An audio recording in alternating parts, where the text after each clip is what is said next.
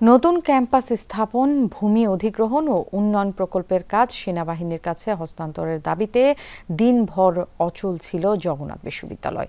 এই অবস্থায় সশস্ত্র বাহিনী বিভাগ সহ সংশ্লিষ্টদের সাথে আগামী বুধবার বৈঠকের ঘোষণা দেয় শিক্ষা মন্ত্রণালয়।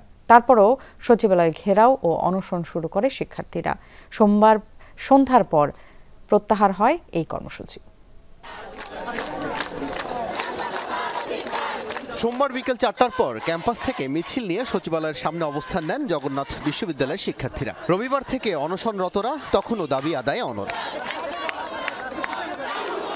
এর আগে সকাল থেকে মিছিল স্লোগানে উত্তাল ছিল জবি ক্যাম্পাস। মূল ফটকে তালা ঝুলিয়ে কমপ্লিট শাটডাউন কর্মসূচি পালন করে শিক্ষার্থীরা। এতে শিক্ষা কার্যক্রমে তৈরি হয় অচলাবস্থা। শহীদ মিনারের পাদদেশে তখনও অনশনে অনেকেই। দুপুর পর্যন্ত 16 জন অসুস্থ হলে নেওয়া হয় হাসপাতালে।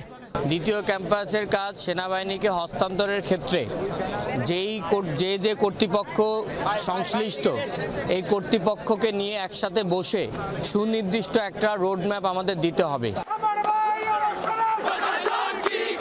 এর মধ্যেই খবর আসে মূল দাবি মেনে নিয়ে আগামী বুধবার বৈঠক করবে শিক্ষা মন্ত্রণালয়। কিন্তু এতেও অনশন থেকে সরে আসেনি আন্দোলনরতরা। আমরা যেইভাবে চিঠি দিতে বলেছি এইভাবে ইস্যু না হয় তাহলে অনশন কর্মসূচি চলবে। পরে সংবাদ সম্মেলনে বিশ্ববিদ্যালয় ভিসি জানান, শিক্ষার্থীদের যৌক্তিক দাবি বাস্তবায়নে কাজ করছে প্রশাসন। শিক্ষা মন্ত্রণালয়ের উদ্যোগের কথা জানিয়ে বুধবার পর্যন্ত আন্দোলন থেকে সরে আসার আহ্বান জানান তিনি।